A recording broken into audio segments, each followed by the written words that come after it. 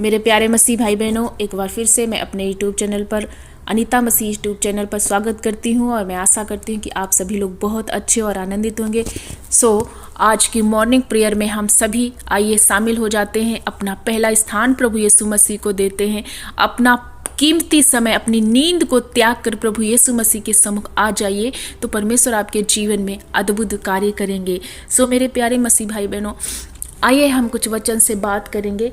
परमेश्वर के वचन में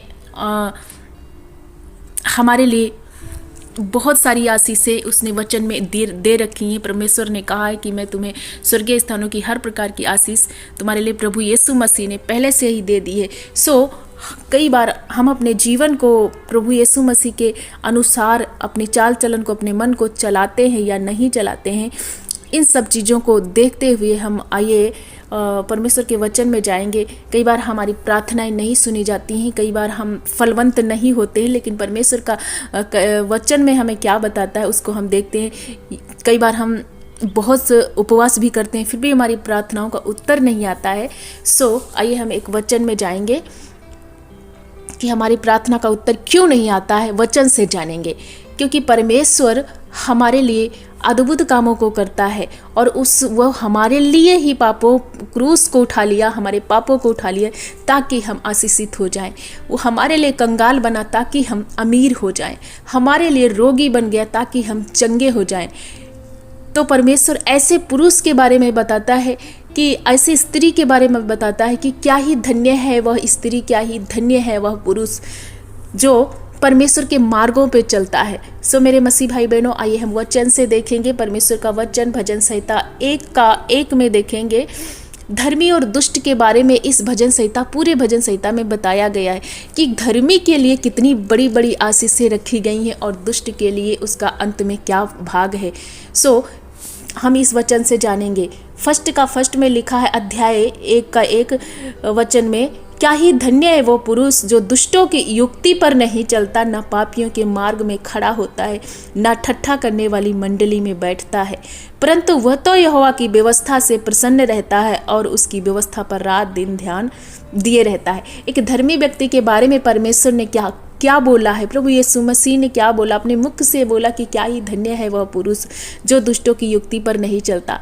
मेरे प्यारे मसीह भाई बहनों, अगर हम प्रभु यीशु मसीह की आज्ञाओं में चलते, प्रभु के वचनों को मानते और अपने जीवन को ठीक रख के उसके पद चिन्हों पर चलते, हमारे जीवन में कोई पाप, कोई गुनाह नहीं है, हम अपने आप को चेक करके प्रभु के वचन के अनुसार सही पाते हैं, तो उसके लिए बड़ी आशीष रखी गई है। इसी 2 और 3 वचन में दिया गया है कि ऐसा पुरुष उस वृक्ष के समान है जो बहती हुई नालियों के किनारे लगाया गया हो और अपनी ऋतु में फलता है, जिसके पत्ते कभी मुरझाते नहीं, इसलिए वो जो कुछ पुरुष करे वो सफल होता है। मेरे प्यारे मसीह भाई बहनों, अगर हमारे जीवन में प्रभु यीशु मसीह का आज्ञाएं हैं और उसका पवित्र आत्मा के द्वारा हम चल रहे हैं, प्रभु हमारे लिए पृथ्वी पर क्यों आया, किस लिए बलिदान हुआ, इन बातों को जब हम समझ रहे हैं और उनको फॉलो कर रहे हैं, तो हमारे जीवन में बड़ी आशीषें हैं। हमारे लिए प्रभु ने कहा वो उस वृक्ष के समान है जो बहती नालियों के किनारे, जैसे एक पेड़ नाली के किनारे लगता है तो चाहे कितनी भी धूप लग जाए कभी मुरझाता नहीं, ऐसे ही ये वो जन है, वो व्यक्ति है जो प्रभु यीशु मसीह से जुड़ा रहता है, तो उसके जीवन में कभी भी कोई संकट नहीं आता और कोई भी घटी कमी नहीं होती, क्योंकि हमारा प्रभु यीशु मसीह क्या है, हमारा प्रभु यीशु मसीह दाखलता है, हम उसकी डाली हैं। अगर डाली दाखलता से अलग की जाए तो सूख जाती है। यीशु मसीह से अगर हम जुड़े रहेंगे तो फलवंत रहेंगे और उससे दूर रहेंगे तो हमारी प्रार्थनाएं नहीं सुनी जाएंगी। यहाँ पर वचन 4 में लिखा है, दुष्ट लोग ऐसे नहीं होते, वे उस भूसी के समान होते हैं जो पवन से उड़ाई जाती है। इस कारण दुष्ट लोग अदालत में स्थिर ना रह सकेंगे और ना पापी धर्मियों की मंडली में ठहरेंगे।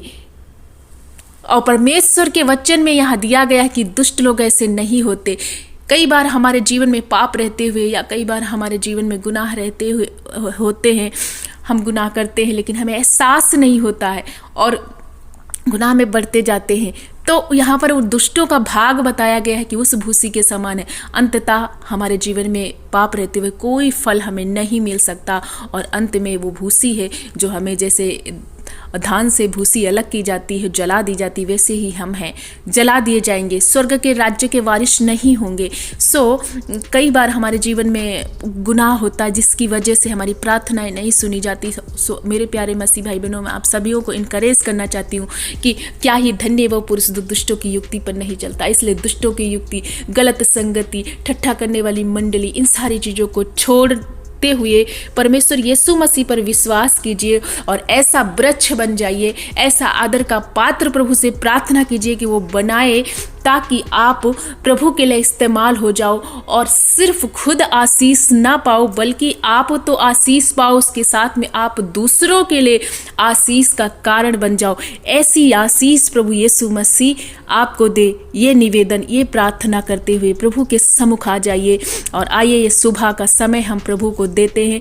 अब मैं आशा करती हूँ इन वचनों से आप बहुत इनकरेज हुए होंगे और अपने जीवन को ठीक कीजिए, परमेश्वर के प्रभु यीशु मसीह के अनुसार चलाइए, जैसे हमारा प्रभु स्वयं उसने कहा मैं पवित्र हूँ, तुम भी पवित्र बनो, क्योंकि हम उसका मंदिर हैं और प्रभु यीशु मसीह हमारे अंदर वास करते हैं। मंदिर अगर अपवित्र है तो प्रभु उसमें वास कभी नहीं करेंगे। अपने मंदिर को पवित्र करते हुए सुबह के समय में आइए हम सब लोग प्रभु यीशु मसीह के सम्मुख आए और प्रार्थना करें, हृदय को खोल करके मॉर्निंग प्रेयर में शामिल हो जाएं। सभी मसीह भाई बहनों से मैं रिक्वेस्ट करती हूँ, आज अपनी चिंताओं को भूलते हुए आज का दिन आपका दिन है, सफलता का दिन है, और प्रभु से प्रार्थना कीजिए, निराश मत होइए।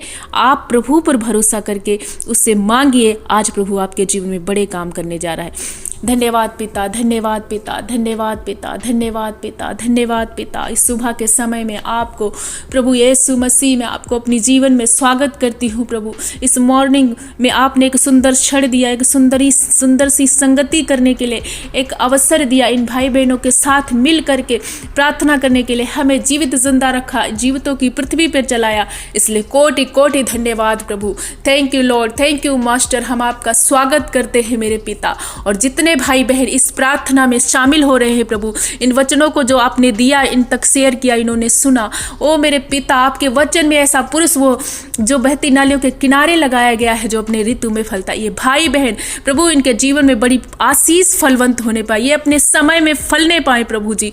इनके जीवन में कोई घटी कमी है आज ही पूरी हो प्रभु। हर एक शैतान की युक्तियां इनके जीवन से खत्म हो जाए प्रभु। हर एक बीमारी इनके जीवन से नष्ट हो जाए प्रभु।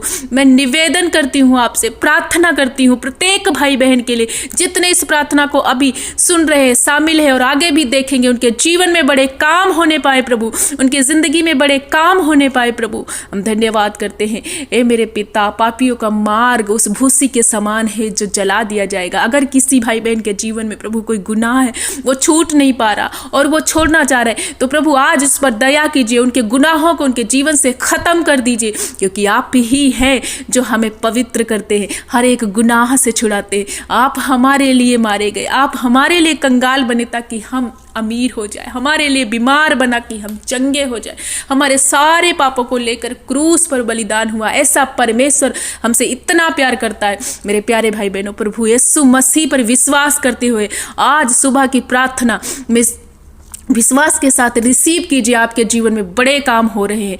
यस पिता, हम धन्यवाद करते, प्रार्थना करते हैं भाई बहन जहाँ कहीं आज जाते आते हैं, पूरे दिन इनकी सुरक्षा करना, जिस काम पर हाथ लगाते प्रभु वो काम इनके बनने पाए, इनके जीवन में बड़े एक आशीष होने पाए। जो कोई भाई इस टाइम बीमार है या बहन बीमार है या बच्चे बीमार है, यीशु मसीह के नाम से अभी इसी घड़ी वो भाई बहन चंगे हो जाए।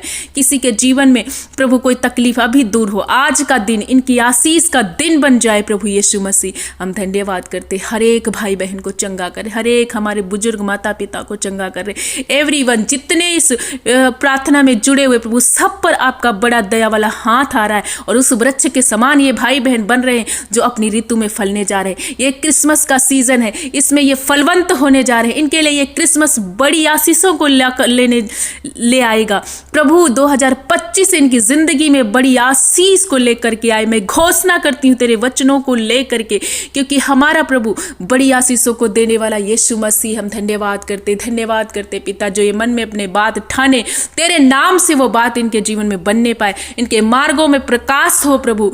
ओ मेरे पिता, इनके हर एक बंद दरवाजे खुल जाए, इनके मन के अंधकार मिट जाए प्रभु, इनको घर की ब्लेसिंग मिले, बेबी की ब्लेसिंग मिले, हर बीमारी से प्रभु ये चंगे हो जाए। पिता हम धन्यवाद करते हैं, आपने इन्हें छुआ, सारा आदर महिमा प्रशंसा आपको देते हैं।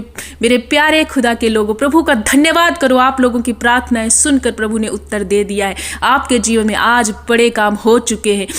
मेरे पिता हम आपका धन्यवाद करते, आपने हर एक भाई बहन को छुआ और इन्हें चंगा कर दिया, इनके जीवन में बड़े काम कर दिए, इसलिए मैं आपको कोटि कोटि धन्यवाद करती हूँ। हमारी प्रार्थना का सुन के उत्तर दिया प्रभु, इसलिए लाखों आपका धन्यवाद। ओ धन्यवाद पिता, धन्यवाद। मेरे प्यारे भाई बहनों, आपकी प्रार्थनाएं सुन ली गई, इसलिए कुछ क्षण प्रभु को धन्यवाद दे, धन्यवाद दे। Hallelujah hallelujah hallelujah.